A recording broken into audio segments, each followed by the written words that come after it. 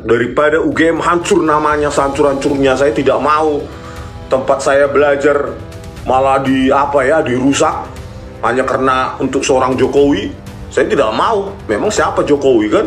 Tempat saya belajar, saya menimba ilmu, baik-baik saya merantau dari rumah orang tua saya di Pematang Center ya tahun 94, naik bis ALS 3 hari 3 malam terus dirusak ya. Oleh karena kayak gini, inilah saya rekonstruksi, Bu.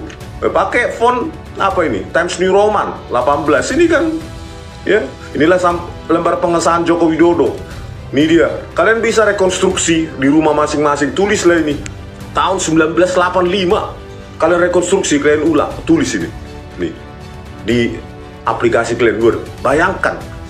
Berarti lembar pengesahan ini, Bu Ova, Bu Rektor, ini diproduksi setelah ada MS Word, setelah ada Times New Roman. Tahun 1985, ya Bu, itu Windows 1 saja versi pertama itu belum masuk ke Indonesia tahun 85. Dokumen asal muasal sekolah Jokowi kan kalau di ijazah SMA-nya kan dia di SMA 4 Surakarta ya, 4 atau 6. Yang sebelumnya itu kan SMA Pembangunan gitu. Ya. Tapi di dokumen ini wisuda ya, foto-foto wisuda itu disebutkan bahwa Jokowi asalnya SMA dari Yogyakarta gitu loh. Ini kan nggak nyambung gitu. Alumni UGM itu kalau ditanya masyarakat, Mas kuliah di mana? UGM itu bangga. Mas alumni mana? UGM itu bangga. Kalau sekarang ditanya, Mas kuliah di mana? Mas alumni mana? UGM. Mas ijazahnya asli nggak? Assalamualaikum warahmatullahi wabarakatuh. Waalaikumsalam warahmatullahi wabarakatuh. Teman-teman yang dirahmati Allah dimanapun Anda berada, hari ini sudah puasa ke-16 ya. Dan mudah-mudahan teman-teman semuanya menjalankan ibadah puasa dengan maksimal sehingga ibadah kita diterima oleh Allah Subhanahu wa taala. Di tengah-tengah pertengahan puasa ini teman-teman sekalian, kita ada satu berita yang menarik, walaupun ini sebenarnya sudah lama diungkap dalam persidangan Gus Nur dan Bambang Tri.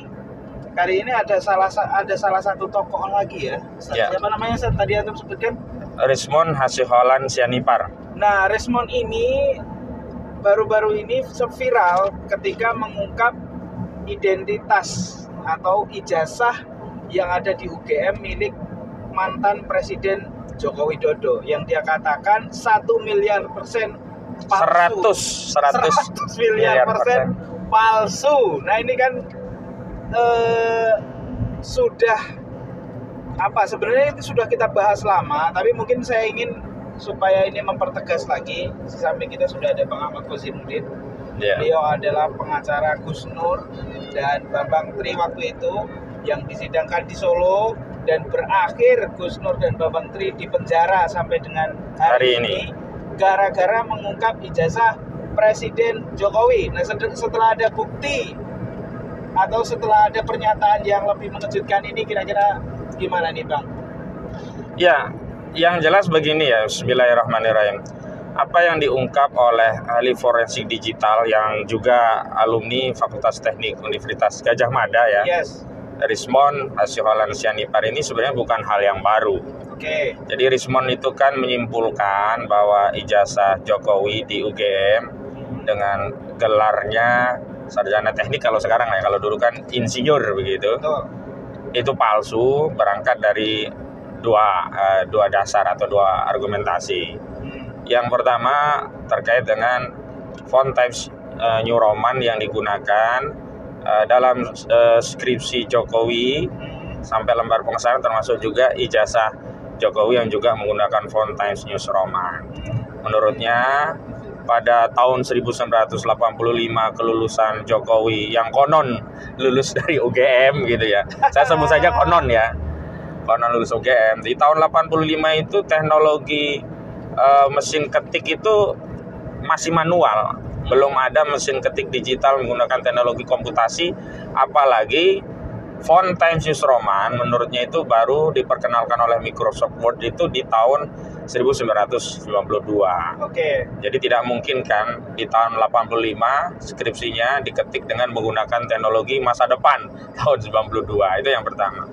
Yang kedua, Rismond juga meyakini bahwa tanda tangan yang digunakan dalam ijazah Jokowi yang katanya konon juga lulusan kehutanan UGM gitu, katanya sih industri kayu ya jurusannya begitu, yang diulas oleh Bambang Tri begitu, itu tidak identik. Dia pastikan itu bukan tanda tangan dari rektor dan dekan Fakultas Kehutanan, bukan dari tanda tangan rektor UGM dan juga bukan tanda tangan dari dekan Fakultas Kehutanan. Dia menduga itu tanda tangan ditiru. Sekarang kan banyak ahli tiru-tiru begitu ya. Atau mungkin tanda tangan oplosan mungkin ya. Karena minyak pun bisa dioplos gitu. Nah, saya ingin menegaskan begini ya. Yang pertama, apa yang diungkap oleh alumni UGM itu sebenarnya bukan hal yang baru ya. Apa yang diungkap oleh ahli forensik digital Rismond Hasyoholan Sianipar itu bukan hal yang baru. Karena sebenarnya jauh sebelum Rismond mengungkap ini ya, saudara Bambang Trimulyono itu sudah mengungkap muskilah atau persoalan atau masalah ijazah dan skripsi Jokowi itu di bukunya yang berjudul Jokowi Undercover 2 dengan tema lelaki berijazah palsu. Bahkan dalam subtema siasat licik UGM, nah di situ kan ada subbab ya, ada dokumen cemplon, ada Wahyu Nurwindu ya, Bambang Nurwindu itu yang bohong dan macam-macam lah ya. Itu ada di siasat licik UGM di halaman 185 seterusnya begitu.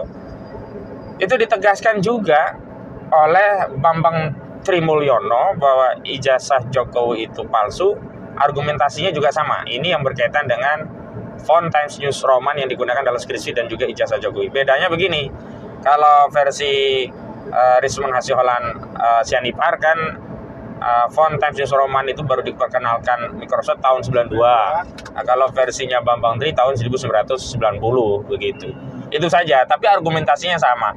Termasuk tanda tangannya juga sama. Artinya temuan hari ini sebenarnya bukan, kalau dalam istilah hukum, bukan bukti baru. Karena ini adalah bukti yang sudah lama diungkap oleh Bambang Trimulyono. Dan bukti ini sebenarnya juga sudah kami ajukan di Pengadilan Negeri Surakarta saat membela Bambang Trimulyono dan Gus Dur ketika dia didakwa telah mengedarkan kabar bohong dengan mengatakan ijazah Jokowi itu palsu. Yang kedua, sebenarnya apa yang diungkap oleh Bambang Trimulyono jauh lebih sistematis dan komprehensif. Kenapa saya sebut sistematis dan komprehensif? Karena acuan untuk menyimpulkan bahwa ijazah Jokowi itu palsu bukan hanya berangkat dari data dokumen skripsi dan dokumen ijazah Jokowi yang menggunakan font Times News Roman. Banyak sekali ya variabel-variabel atau faktor-faktor yang dijadikan dasar simpulan oleh Bambang Tri di dalam bukunya Jokowi Undercover 2 dengan tema lelaki berijazah palsu.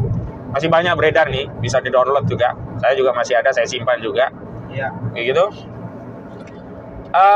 Analisisnya itu banyak diantaranya ya. Pertama dari sisi foto. Foto yang ada di ijazah itu tidak identik dengan foto Jokowi. Nah, jadi itu fotonya kan berkacamata, itu juga dipersoalkan. Kan umumnya kan kalau ijazah itu nggak boleh kacamata. Nah ini kok pakai kacamata, tapi sekarang justru Jokowi tidak pakai kacamata. Apakah hanya demi untuk ya acara ijazah Jokowi pakai kacamata dulu? Setelah wisuda selesai, foto ijazah selesai, baru kacamatanya dibuka? Kan enggak.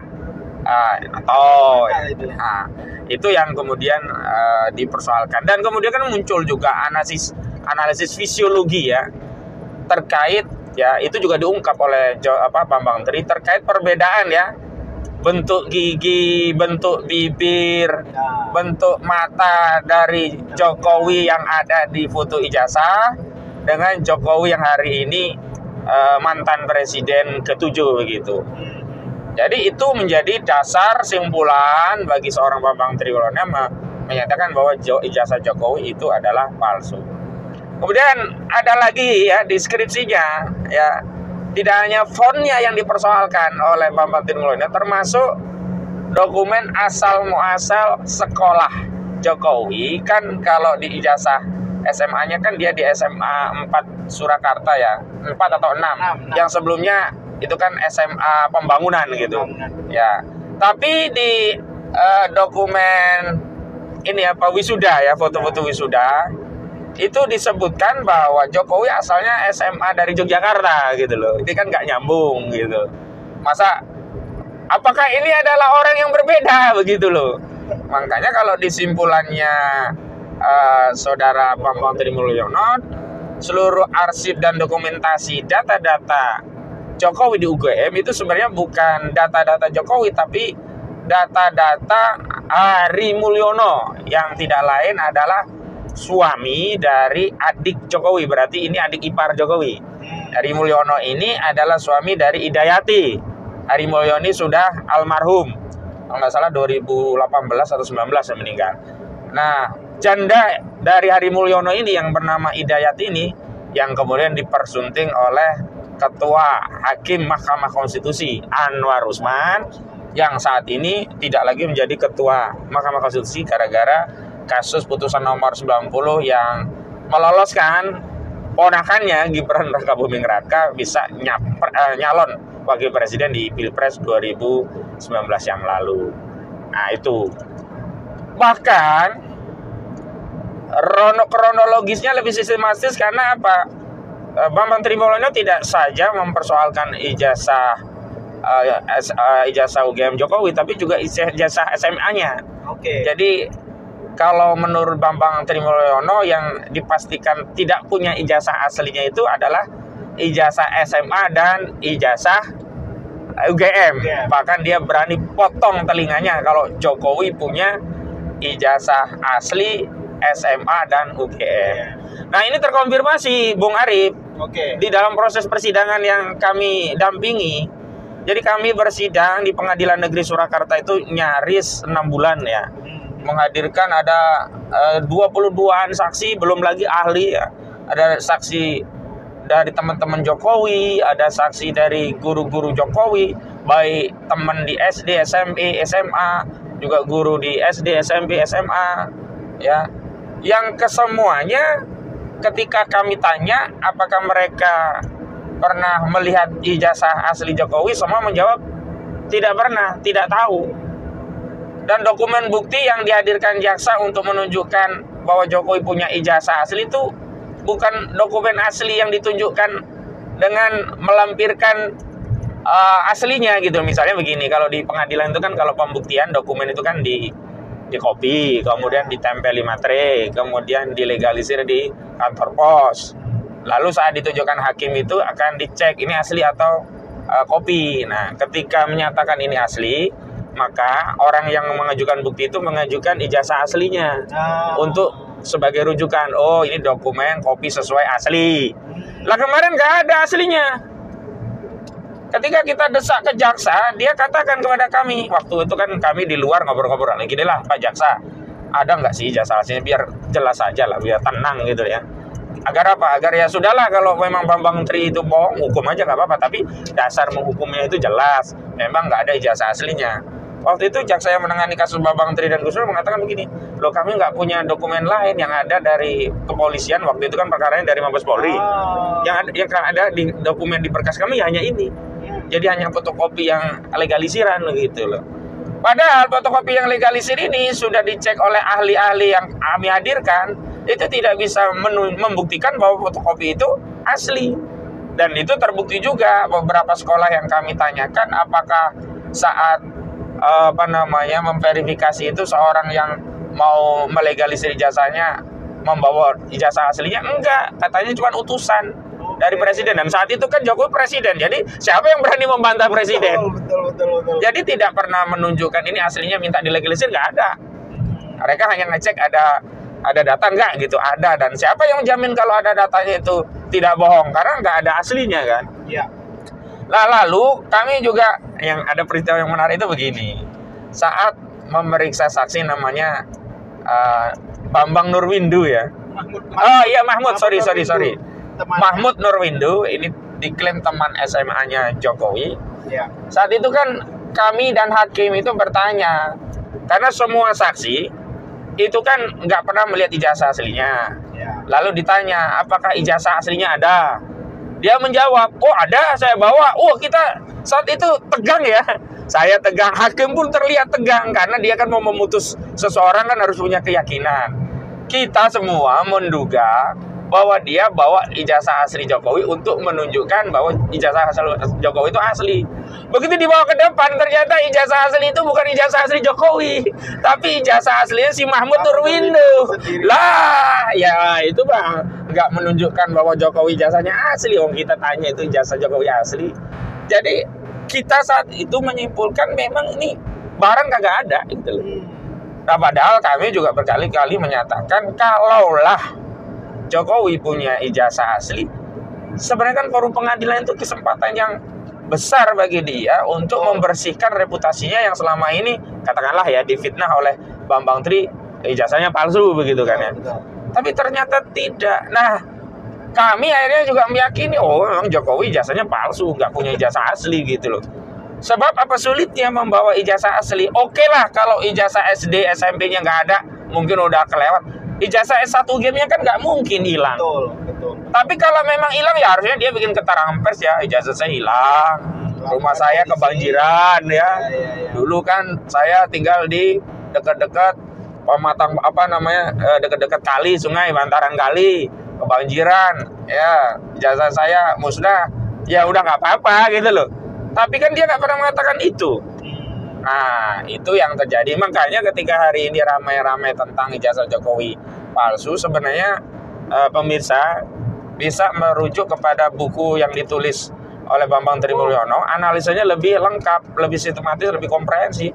Bahkan dia bantah sejumlah keterangan saksi-saksi yang selama ini mengklaim bahwa Jokowi itu alumni UGM dan macam-macam. Sampai bahkan dia teliti itu apa sih hobinya si Hari Mulyono, ya dia hobi sebagai mapala sehingga punya anak dikasih nama-nama yang berkaitan dengan anak mapala, ada rimba atau apa gitu. Nah, sehingga kita justru bisa memahami secara komprehensif, wajar dan masuk akal, logis kalau Bambang Tri menyimpulkan ijazah Jokowi palsu, walaupun ujung-ujungnya kan sederhana ujung-ujungnya Pak. Ya kalau ijazah aslinya itu ditunjukkan kan berarti semua tuh anggap saja nggak benar. Nah waktu itu kami sebenarnya khawatir, Bung Arif, waktu menangani kasus itu khawatir begitu ijazah Jokowi ada kan berarti kita membela orang yang salah. Betul. Lah kami kan meyakini kenapa Bambang Tri kami bela karena dia mengatakan ini palsu, aslinya nggak ada. Lah kalau aslinya ada bagaimana? Tapi waktu itu kami juga sebenarnya menunggu-nunggu. Kenapa? Karena kalau ada asli, karena ini pidana ya, bukan perdata, harus mencari kebenaran yang sifatnya material begitu. Maka tidak saja ijazah asli dihadirkan, harus dicek laboratorium forensik. Pertama, jenis kertasnya, umurnya berapa. Ketahuan itu kalau kertas-kertas baru. Kedua, jenis tintanya. Kan bisa aja kertasnya kertas lama tapi diketik barusan. Ada belangko kosong, sisa-sisa dulu. Ini kan modus di pagar laut, sertifikat laut kan begitu. Betul. Infonya kan ini giri-giri lama kemudian ditulisi baru. Kan tintanya yang nggak bisa bohong. Kemudian juga fontnya. Apa benar fontnya Times New Roman seperti yang ada di fotokopinya? Kalau benar kan palsu juga begitu loh. Kita udah nunggu itu. Tapi ternyata memang berani jaksa saat itu nggak bawa ijazah asli. Kenapa jaksa nggak bawa ijazah asli? Karena Jokowi selaku pemilik tidak menyerahkan ijazah aslinya. Kenapa Jokowi tidak menyerahkan ijazah aslinya untuk pembuktian jaksa di Pengadilan Negeri Surakarta? Karena dia nggak punya ijazah aslinya. Begitu Bung Ari. Iya. Bang Ahmad Fazinuddin, ini kan kita tahu sudah terjadi dan akhirnya putusannya tetap di penjara lah Bambang Tri dan Gus Nur dengan penjara yang cukup panjang sampai dengan detik ini juga belum dikeluarkan. Nah, apakah ada upaya untuk supaya kemudian membatalkan putusan yang telah lalu dan dengan bukti yang baru, yang dengan keterangannya yang baru yang tadi disebutkan oleh Bung Ahmad Fazinuddin bisa menyeret kembali Jokowi ini masuk ke ranah pidana? Kira-kira gimana Pak? Ya sebenarnya kalau dalam konteks kasusnya Bambang Tri ya, sama Gus Dur ya, bukti yang diungkap oleh siapa sih Rismond Asiolan Sianipar itu bukan bukti baru. Oke. Tadi saya sudah jelaskan bahwa analisa mengenai On Times News Roman itu sudah ada di buku Jokowi Undercover. Tapi kembali dari sisi keahlian Simon memang saat itu belum dihadirkan. Nah, kita tidak menghadirkan ahli digital forensik dalam perkara itu. Begitu. Nah, persoalannya apakah akan bisa jadi bukti baru untuk melaporkan Jokowi atas dia berarti yang mengedarkan kabar bohong kan, berarti bukan Gus Dur kan? Betul. Dia yang menyebarkan keonaran. Nah, ada beberapa problem. Yang pertama, pasal mengedarkan kabar bohong dan menerbitkan keonaran di kalangan rakyat itu sekarang sudah dihapus karena sudah diuji oleh Haris Azhar dan Fathia Maulidiyanti. Jadi pasal 14 dan 15 Undang-Undang Nomor 1 Tahun 1946 itu dinyatakan tidak berlaku. Berarti tidak bisa dikenakan kasus pada kabar bohong. Padahal itu kan yang ancaman pidananya kan 10 tahun tuh, mantap tuh. Kan Gus Dur sama Bambang Tri itu kan awalnya kan dituntut 6 tahun. Dituntut 10 tahun karena menggunakan pasal 14 ayat 1 Undang-Undang Nomor 1 Tahun 1946 tentang kabar bohong tadi begitu. Nah, itu. Tapi memang masih bisa dituntut dengan pasal 263 KUHP atau pasal 266 KUHP. Apa itu pasal 263? Yakni pasal tentang pemalsuan dokumen. Kalau 266 itu tentang memasukkan keterangan palsu dalam akta otentik. Ya 6 dan 7 tahun lah. Jadi bisa ditahan juga. Nah, tapi apa problem lagi lanjutannya? Problemnya adalah penegak hukumnya. Polisi kalau Kapolrinya masih Listio Sigit Prabowo sudah dapat diyakini 100 miliar % pula. Sama ya. Sama, tidak akan memproses hukum laporan terhadap ijazah palsu Jokowi. Begitu ya. Nah, artinya ini kan jadi problematik negara nih, Pak Ahmad Khosinuddin. Bagaimana sebuah negara yang besar, Indonesia ini, pernah memiliki satu presiden yang sebut sajalah ijazahnya itu kontroversi, kira-kira begitu ya.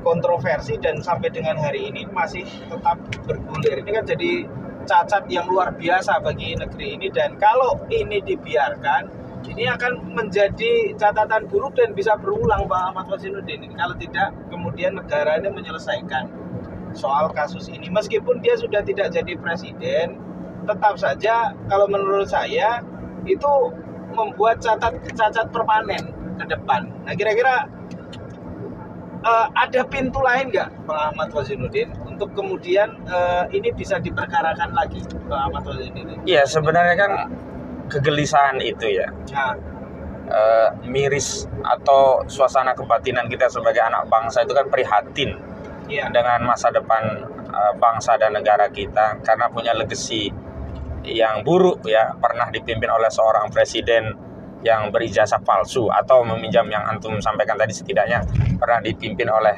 presiden berijazah yang penuh kontroversi. Itu pula sebenarnya yang melatar belakangi kami dulu mau ditunjuk oleh Bambang Tripolyono untuk menjadi tim pembela. Dan itu yang pernah saya ungkap di channelnya Refli Harun ya. Begini argumentasi saya.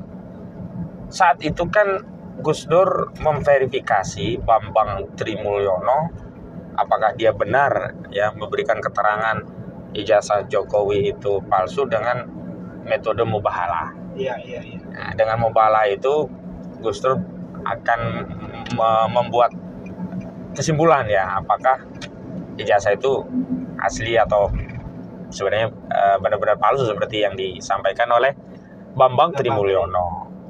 Nah, Bambang Trimulyono siap mubahalah. Nah, dengan mubahalah itulah kemudian Gus Dur juga meyakini ijazah Jokowi itu palsu. Nah, kami advokat, kami kan ada cara untuk memverifikasi, yakni melalui pengadilan. Makanya sebelum Bambang Trimulyono dan Gus Dur itu ditangkap di kasus pidana, sebenarnya kita duluan yang menggugat Jokowi di Pengadilan Negeri Jakarta Pusat. Ya, soal kebohongan ya. Buka gugatan perbuatan melawan hukum tentang ijazah palsu. Jadi sebelum Bambang Tri itu diproses dengan Gus Dur, kita duluan yang masuk menggugat di Pengadilan Negeri Jakarta Pusat tahun 2021 kalau nggak salah ya.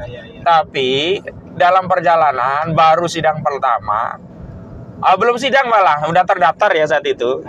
Nah, Gus Dur dan Bambang Tri ditangkap, lalu kita cabut.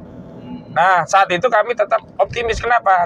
Karena walaupun tidak bisa kami buktikan melalui proses perdata, akhirnya kan di proses pidana juga beban pembuktian itu balik ke jaksa kan. Berarti jaksa yang harus menghadirkan ijazah asli ya kan? Karena dia yang mendakwa Gus Dur. Kaidah hukumnya kan siapa yang mendakwa dia yang harus membuktikan.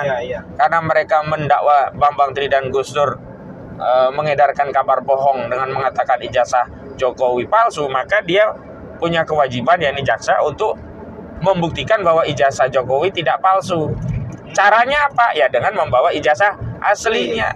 Nah, sebenarnya kemarin harusnya divonis bebas Gus Dur dan Bambang Tri. Kenapa? Karena jaksa tidak bisa membuktikan ijazah Jokowi asli. Kenapa? Karena jaksa tidak bisa menghadirkan ijazah asli Jokowi di proses pengadilan. Nah, kenapa sih kami kemudian getol membela? Karena ini sebenarnya kami tidak sedang membela Bambang Tri saja, bahkan juga tidak sedang mendakwa Jokowi ya yang ijazah palsu, tapi kami sedang menyelamatkan sejarah dan legasi bangsa dan negara kita. Jangan sampai ya ada noktah sejarah bangsa ini punya presiden ijazahnya palsu dan itu dibiarkan gitu loh. Dan ini bukan persoalan seorang Bambang Tri saja, bukan persoalan seorang Gus Dur saja. Ini persoalan 280 juta rakyat Indonesia. Masa kita 280 juta ini mau dipimpin oleh presiden yang ijazahnya palsu, atau ridho setidaknya punya sejarah ya presidennya pembohong, presidennya palsu. Nah, itu harus dibersihkan melalui apa? Proses pengadilan. Nah, sebenarnya kemarin kalau saudara Joko Widodo itu benar-benar punya ijazah asli dan memberikan kepada jaksa agar dibawa ke pengadilan untuk membuktikan bahwa ijazah Jokowi benar-benar asli, ini kan sebenarnya membersihkan sejarah Indonesia. Betul. Tapi saudara Joko Widodo tidak mau membersihkan sejarah Indonesia, bahkan sejarah dirinya sendiri yang menyatakan bahwa dia ijazahnya palsu. Nah, kesimpulannya apa? Ya memang nggak punya ijazah asli. Gimana mau membersihkan?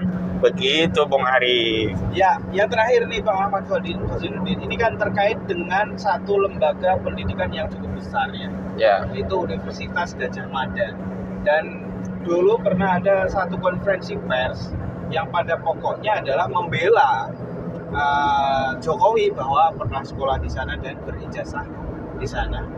Nah, ini secara hukum seperti apa ini Pak Ahmad Fazinuddin? Nah, ini kan saya juga sama pandangannya seperti yang disampaikan oleh Rizwan Asyolan Sianipar. Ini Rektor UGM, Ola Emilia ya. Bu Profesor Dr. Ola Emilia yang memberikan rilis saat kita menggugat itu kan langsung direspon oleh UGM tuh. Konferensi pers. Dia meyakini ya. Bahasa meyakini itulah yang kemudian dipersoalkan oleh Bang Egy Sujana, karena harusnya kan UGM tidak meyakini tapi memastikan berdasarkan dokumen bukti yang ada di UGM. Tapi ini tidak, cuma meyakini. Kalau meyakini kan keyakinan orang beda-beda. Iya. Dia yakin kita enggak. Iya, tapi kalau dipastikan ada bukti ya selesai. Dan harusnya bukti itu juga dibawa ke pengadilan. Tapi sampai hari ini UGM pun tidak mampu menunjukkan ijazah asli Jokowi. Makanya ini tanggung jawabnya menurut saya ya, teman-teman di Sivitas Akademika UGM baik yang masih aktif ya, termasuk para dosen, rektor ya, semuanya lah Sivitas Akademika termasuk alumni harus tergerak. Artinya hari ini bukan hanya membersihkan legasi bangsa Indonesia, tapi juga membersihkan legasi kampus UGM. Betul. Jangan sampai UGM dicap oleh masyarakat sebagai kampus yang menelurkan alumni berijazah palsu gitu loh. Ini bahaya ini. Kasihan kawan-kawan yang di UGM. Kenapa? Ini beban psikologi loh. Kawan-kawan yang dulu ya, alumni UGM itu kalau ditanya masyarakat, "Mas, kuliah di mana?" UGM itu bangga. "Mas, alumni mana?" Kampus palsu. UGM itu bangga. Kalau sekarang ditanya, "Mas, kuliah di mana?" "Mas, alumni mana?" UGM. "Mas, ijazahnya asli nggak? Iya, kenapa? Ya Allah. Ya karena kalau seorang sekelas Jokowi aja bisa dipalsukan, padahal itu kontrol publiknya kan tinggi, besar. Presiden dikontrolnya kan ketat. Apalagi orang-orang yang nggak dikenal yang bisa saja ngeprint 100 ijazah dalam sebulan kan bisa. Betul. Gitu. Jadi itu yang menurut saya harus diingatkan. Juga bukan hanya mengembalikan kepercayaan kepada UGM ya, mengembalikan kepercayaan publik terhadap lembaga sivitas akademika di negeri ini. Kita prihatin ya. UGM itu dipermalukan oleh Jokowi gara-gara ijazah palsu. UI. Sementara UI juga ikut dipermalukan oleh disertasi bodongnya punya Bahlil Lahadalia. Alih-alih mendeo Bahlil malah diminta memperbaiki disertasinya. Ini kan kacau Republik ini. Jadi itu Bung Harip. Jadi kita pun hari ini membahas itu kan dalam rangka untuk mengingatkan seluruh rakyat, kita harus bareng-bareng memperbaiki legasi bangsa ini, memperbaiki legasi dunia pendidikan, khususnya sivitas akademika, pendidikan tinggi loh. Kalau yang malsuin SD pun masih, ya walaupun nggak bisa dibenarkan juga gitu loh. Kan bisa ikut paket. Iya, karena bisa aja ikut paket. Nggak ada paket ya kan? Iya, ada UT juga sih, Universitas Terbuka. Tapi kan nggak diakui dari Universitas Terbuka. Itu kan diakui dari lembaga sekelas UGM tuh. Bukan UGM Universitas Gambar Matahari, bukan. Universitas Gajah Mada. Begitu. Menjadi kampus terbaik se-Asia loh. Betul. Oke, baik. Terima kasih teman-teman yang sudah menonton. Terima kasih Bang Ahmad Kozinuddin. Ini mudah-mudahan bisa mencerahkan masyarakat. Dan tadi ya pesan Bang Ahmad terakhir tadi penting menurut saya. Baik para mahasiswa, alumni, dosen harusnya sama-sama untuk mencermati ini dan sama-sama untuk mengkoreksi ini bersama ya. Jadi catatan bersama dan syukur-syukur ini bisa jadi gugatan baru Bang Ahmad Kozinuddin terhadap Presiden Jokowi. Mantan Presiden Jokowi. Wassalamualaikum warahmatullahi wabarakatuh. Waalaikumsalam warahmatullahi wabarakatuh.